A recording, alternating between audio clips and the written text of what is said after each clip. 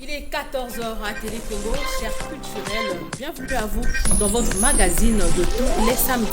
La parité dans le couple au 21e siècle, c'est le sujet que nous aborderons tout à l'heure pour essayer d'éclairer la lanterne de tout et chacun. Roland Moussa, Désiré Laure, Obombe Gakoso, bonjour. Bonjour Isis. Comment est-ce que vous allez? Ça va, très bien. Merci. Tout de suite, le clip de la semaine.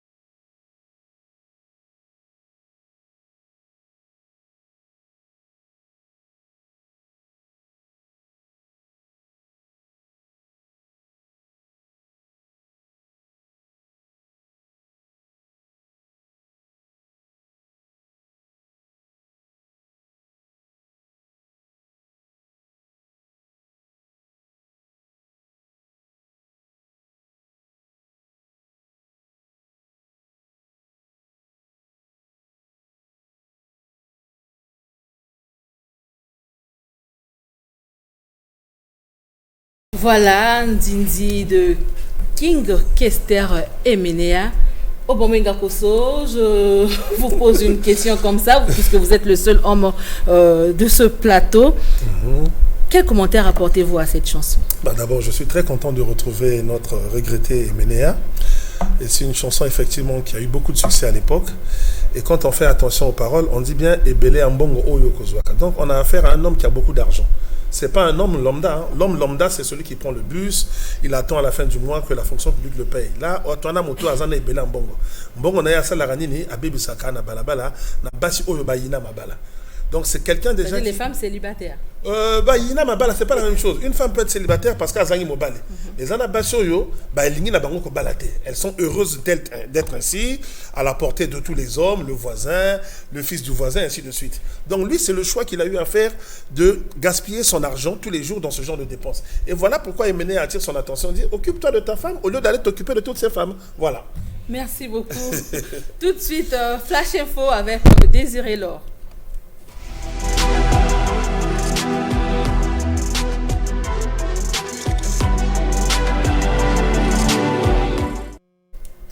Amis culturels, bonjour et tout de suite, retour sur image du grand débat dimanche 19 mai dernier entre maître Sacré-Cœur Waka et les maîtres Rama Nekinda et Rufin Okis autour du Nzobi.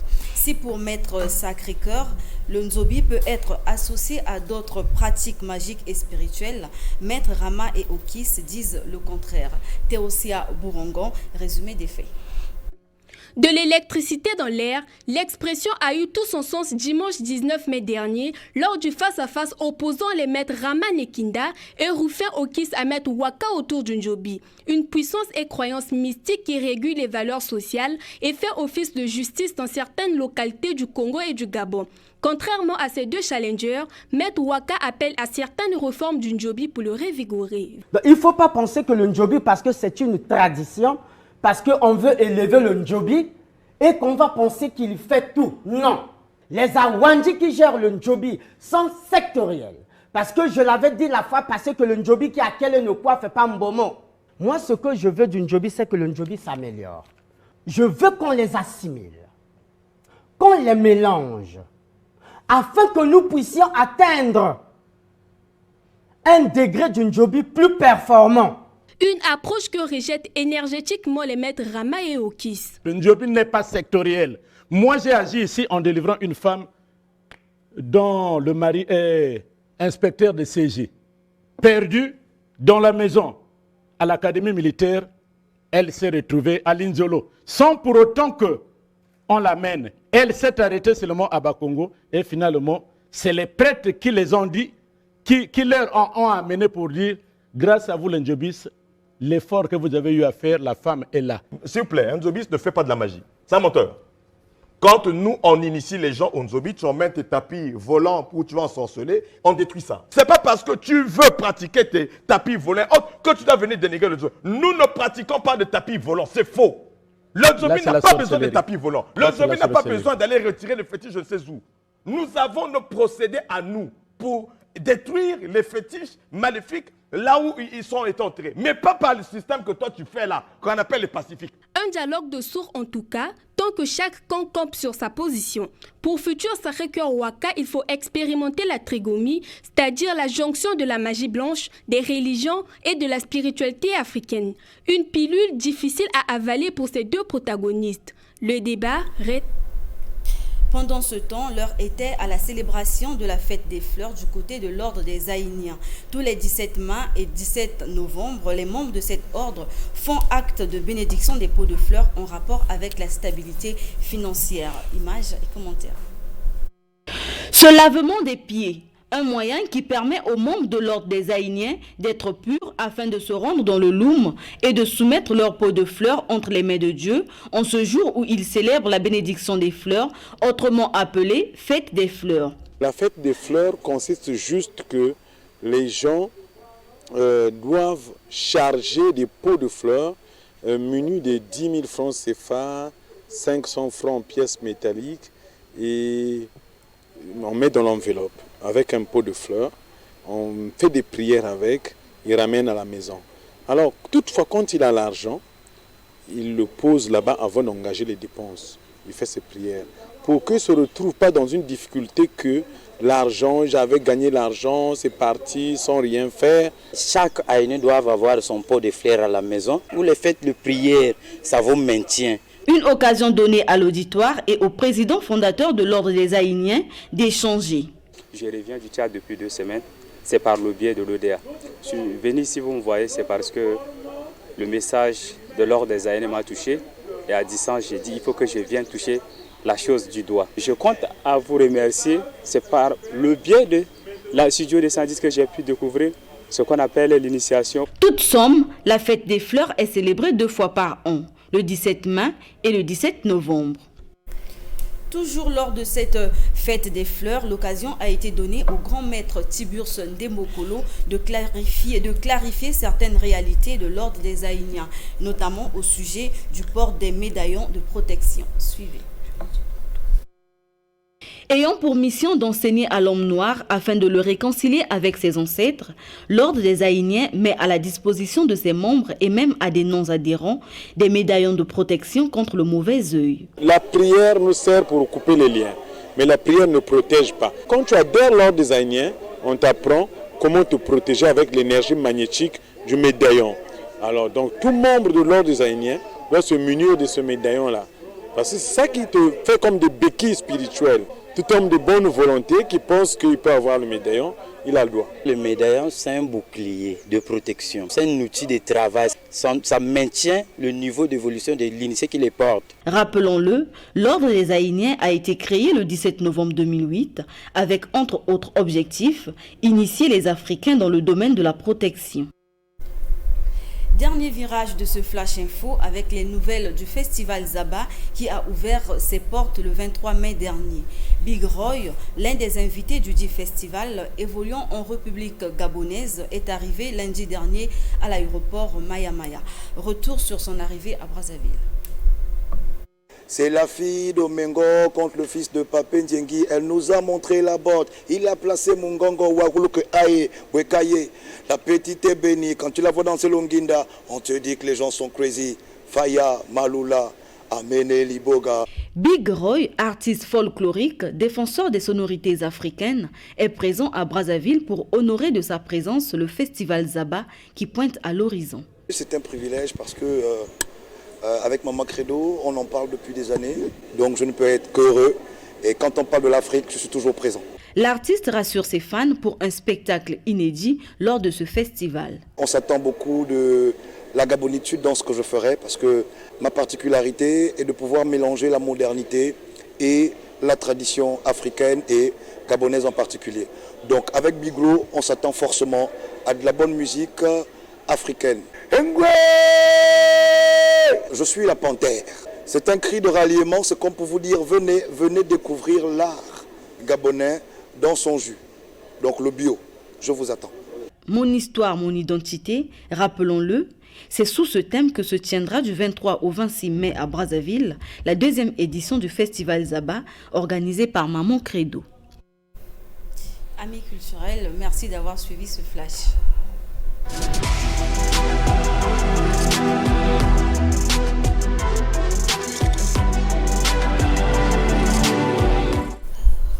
Merci Désiré Laure. Je l'ai dit tantôt, nous parlons de la parité et dans le couple au 21e siècle, chers téléculturels. Puisque nous parlons parité dans le couple, je vous propose donc de suivre cette vidéo bien avant de débuter avec notre entretien.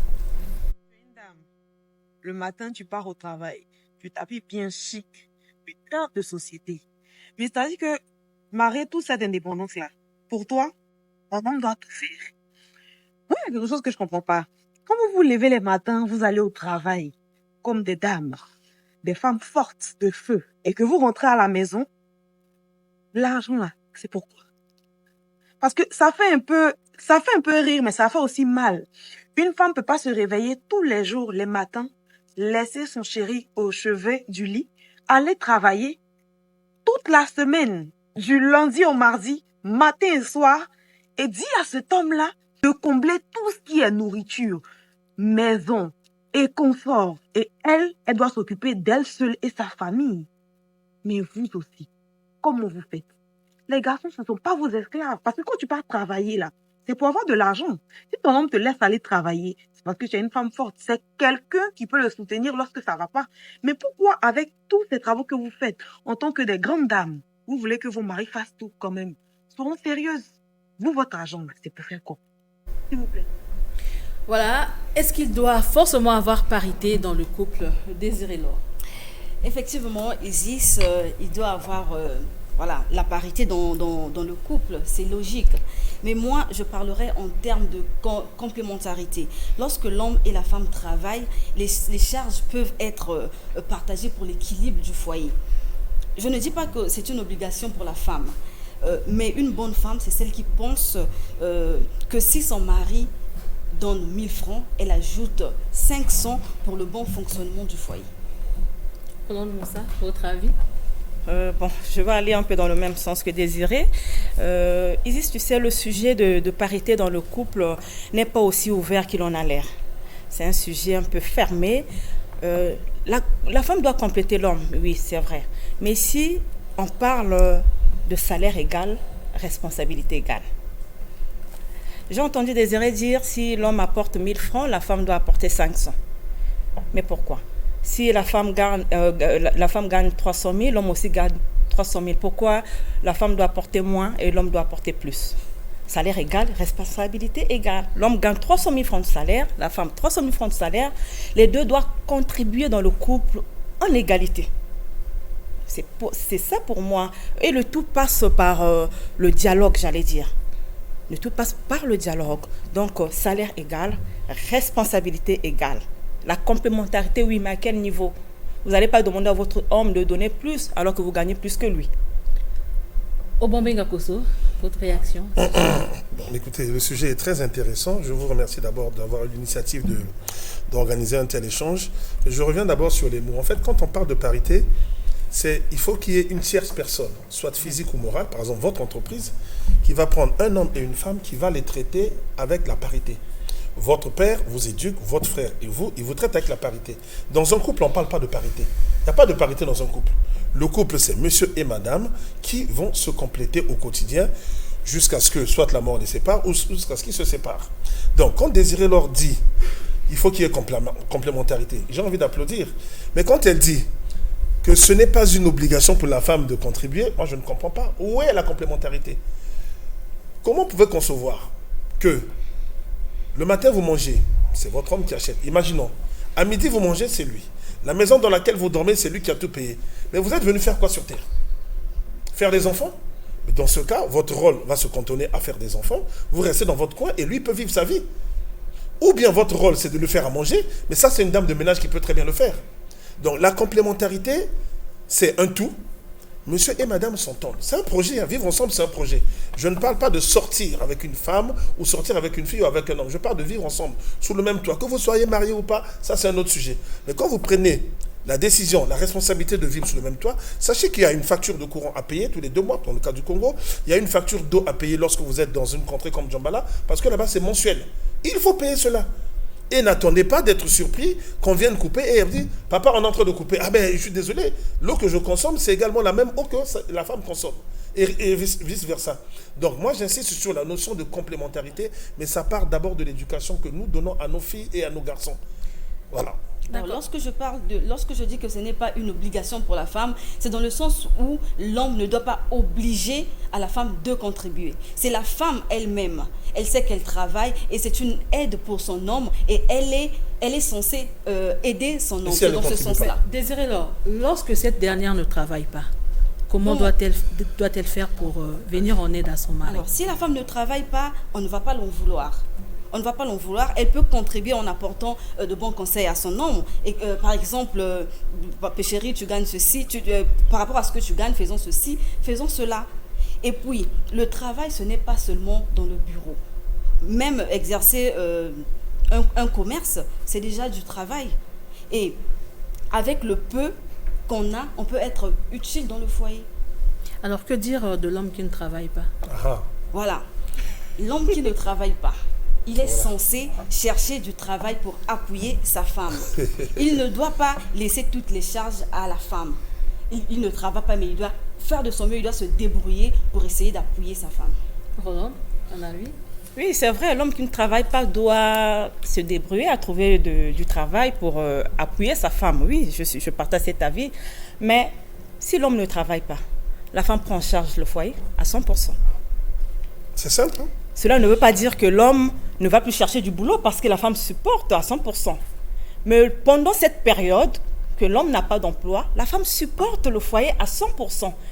Mais c'est ça. Le chef de la famille. Oui, il est le chef de la famille. Mais le mariage, c'est quoi? Le mariage, c'est un engagement à deux. Donc, dit engagement, dit responsabilité conjugale, dit engagement, dit complémentarité, dit engagement, dit communication, organisation et autres.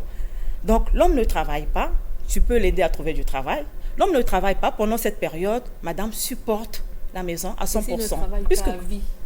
Mais à vie, on n'a jamais vu les hommes qui supportent les femmes à vie, les femmes qui ne travaillent pas. Monsieur Bombega, votre réaction. C'est très intéressant. Non, il faut aussi sortir de cette expression trop facile, si la femme ne travaille pas. Elle reste chez son père et sa mère. Non, mais elle reste chez son père et sa mère. Elle va aller faire quoi chez l'autre monsieur? Prenons le cas de la génération de nos pères. Mon père a été élevé par son père, allez, on va dire jusqu'au CM2. Il a eu son CEP, il est parti. Du CM2 jusqu'à je ne sais quel âge, son père ne s'est plus jamais occupé de lui. C'est soit d'autres personnes se sont occupées de lui, et c'est la même chose pour ma mère. Et les gens de cette génération, parce que n'oubliez pas qu'il y avait les écoles actuelles, que j'aime appeler écoles 4 murs en toit, il y en avait très peu. Donc les gens quittaient leur village pour aller chez un oncle, chez une tante, dans les écoles catholiques, les écoles protestantes, dans les internats, où l'État, à l'époque, l'État congolais était responsable. Il prenait en charge tous les enfants qui allaient à l'école. Ce n'est pas l'État d'aujourd'hui. Mais c'est bien beau de venir dire, la femme va lui donner des conseils. L'oncle qui l'a élevé va venir dire, où est ma part? Je me suis occupé de lui. La femme de l'oncle aussi va dire, ma part est où? La société, il faut la penser en actualisant les données. Il n'est pas concevable. Aujourd'hui, vous êtes 3. Si votre fille vous amène un futur gendre et que ce monsieur n'a jamais travaillé, ne travaille pas, vous n'allez jamais l'accepter. Mais pourquoi doit-on accepter que monsieur prenne une femme ou une fille et dise à ses parents, je vais l'épouser, elle ne travaille pas? Pourquoi on doit accepter cela? Une femme comme un homme doit s'assumer. Vous l'avez bien dit. C'est un revenu. Et ce revenu-là, on l'apporte. À la maison, on dit, c'est ton. Si cette femme contribue à hauteur de 10%, ce revenu représente 10% de ce que l'homme, par exemple, gagne.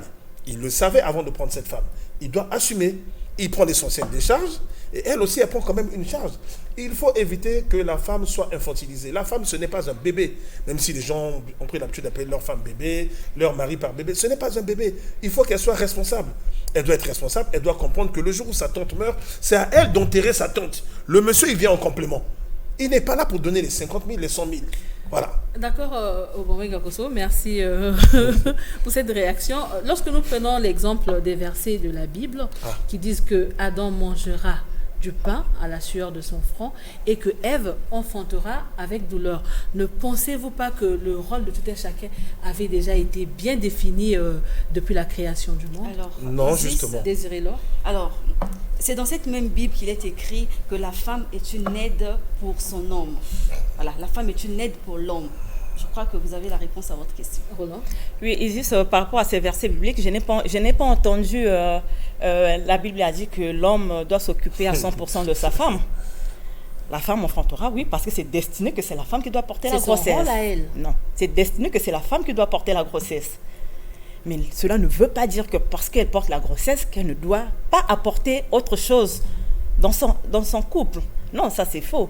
La Bible, oui, a déterminé, oui, la femme. Donc il n'est pas dit à l'homme d'aller se faire opérer pour porter la grossesse. C'est la femme qui doit porter la grossesse.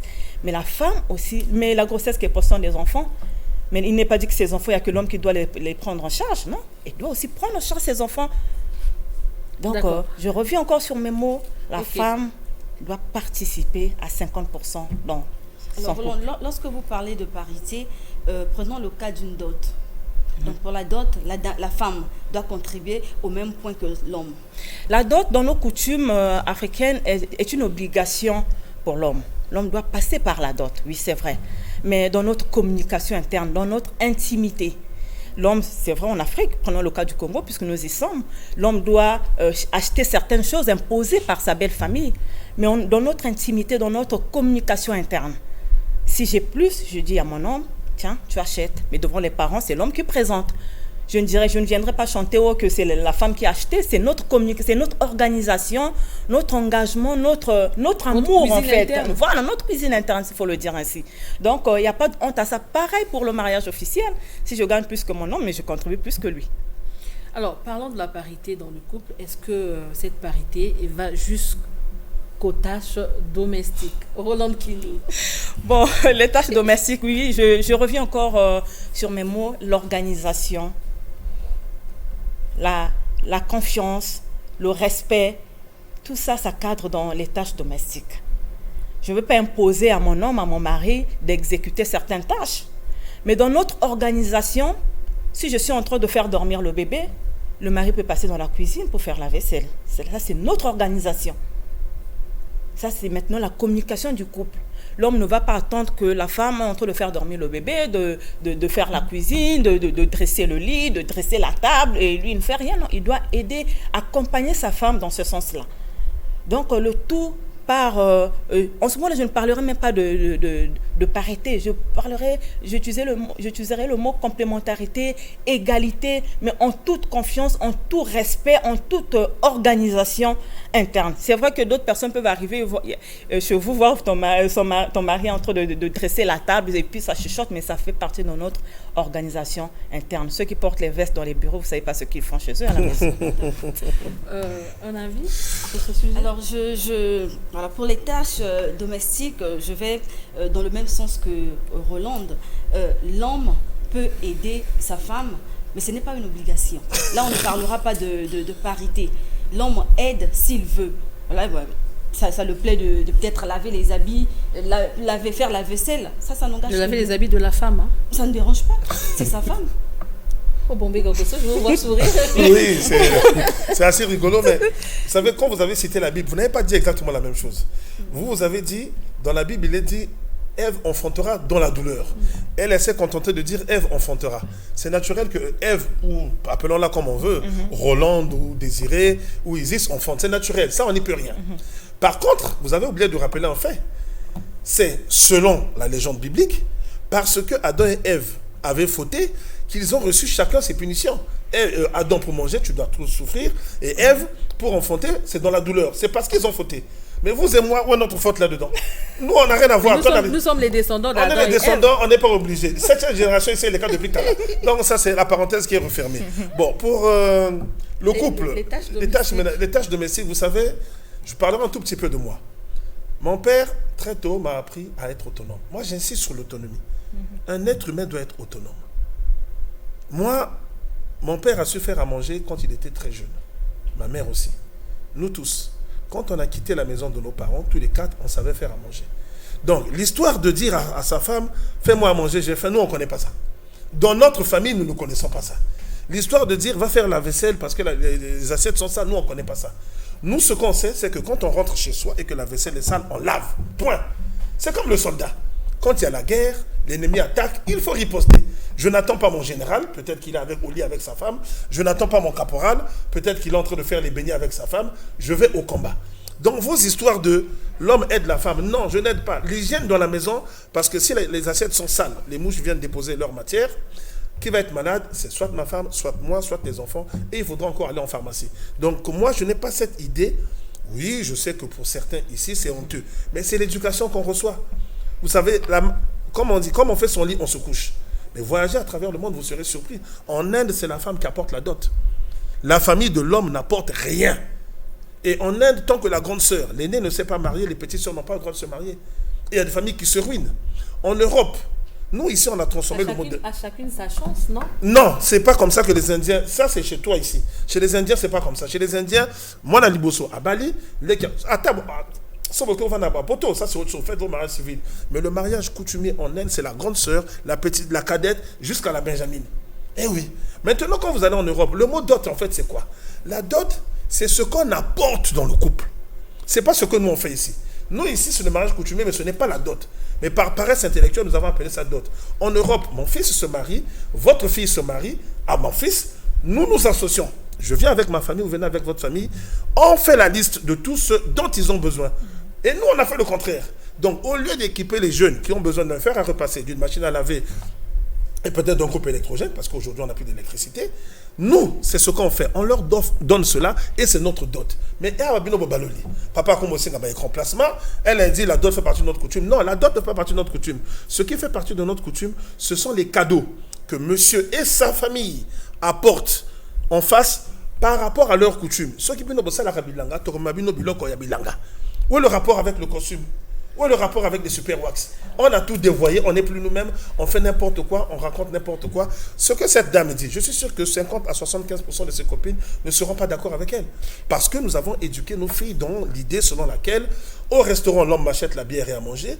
Au cinéma, il m'achète ceci.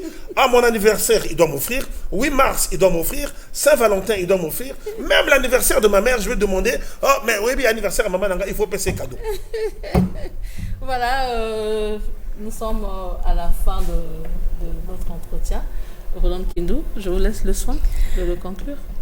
Oui, effectivement, Isis, je veux revenir sur mes mots. Femme, lève-toi. Femme, contribue dans ta vie de couple. Femme, salaire égal, responsabilité égale dans le couple. Vous gagnez plus, contribuez plus pour l'ambiance et le bien-être de votre famille. Désiré? Alors, moi je dirais tout simplement, femmes, soyez utiles dans vos foyers. Ne laissez pas toute la charge à vos maris. Essayez de contribuer pour l'équilibre et le bon fonctionnement du foyer. L'homme du plateau. C'est à mon tour. Oui. Non, mais moi je dis il faut revoir l'éducation. Sincèrement, il faut rééduquer nos enfants. Garçons comme filles, il faut bien les éduquer, leur apprendre à être autonomes. Dire à nos filles, ma fille, tu sais, à partir du moment où tu as tes règles, c'est moi ton père, c'est moi ta mère qui a la charge de t'offrir des serviettes hygiéniques. Jusqu'au jour où tu gagneras ta vie. Pas jusqu'au jour où tu rencontreras un homme qui va s'en occuper. Déjà cette base-là, parce que ça c'est l'intimité, les serviettes hygiéniques. On néglige souvent cela. Quel est le père qui est au courant de ces choses, qui a déjà acheté, ainsi de suite? Parce qu'on se détache de ça, on trouve que c'est ça, ainsi de suite. Mais c'est ça, justement, le fait de se détacher de ça qui pousse nos filles à faire tout et n'importe quoi. On a vu des papas ici. C'est la porte ouverte à tout, à la prostitution, au sida, à l'hépatite C, ainsi de suite. Et quand elle va mourir, je vais aller voir mon beau-frère pour dire tu as bouffé ma fille. Rééduquons nos enfants ou éduquons-les comme il se doit. Voilà, chers téléculturels, c'est par là que nous mettons un terme à cet entretien et aussi à Téléculture. On vous donne rendez-vous pour le samedi prochain avec le même plaisir. Au revoir et bon week-end chez vous.